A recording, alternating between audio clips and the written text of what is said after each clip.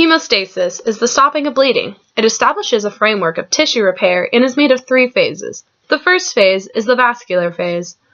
Once the wall of a blood vessel is cut, endothelial cells contract and expose the underlying basement membrane to the bloodstream, decreasing the diameter of the blood vessel at the site of injury.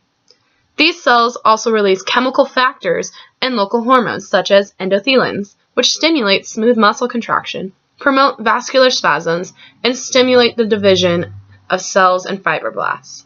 The contractions, called vascular spasms, last for about 30 minutes. Next is the platelet phase, which is the attachment of platelets to the endothelial surfaces, the basement membrane, and expose collagen fibers in a process called platelet adhesion. The platelets become activated as they reach the injury site, releasing compounds like ADP, clotting factors, growth factors, and calcium ions. They begin to stick to each other, and this is called platelet aggregation, which begins within 15 seconds of the injury. Each additional platelet releases more compounds that stimulate this process, resulting in a positive feedback loop that forms a platelet plug that can close smaller cuts and breaks in the blood vessel. Finally, the coagulation phase begins about 30 seconds after the injury. Clotting factors in the plasma, such as calcium ions and proenzymes, which are inactive enzymes, are activated.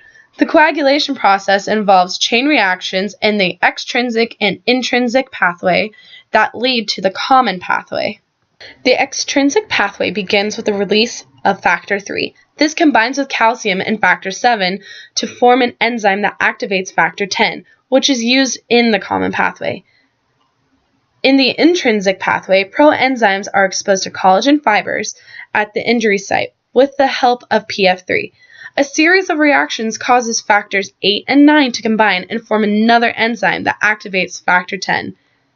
The activated factor 10 from these pathways activates a prothrombin activator, which converts a prothrombin into thrombin. Thrombin then completes the clotting process by converting fibrinogen and a soluble protein into the insoluble fibrin. This produces a blood clot. Clot retraction then pulls the edges of the blood vessels closer together, stabilizing the injury site and reducing bleeding.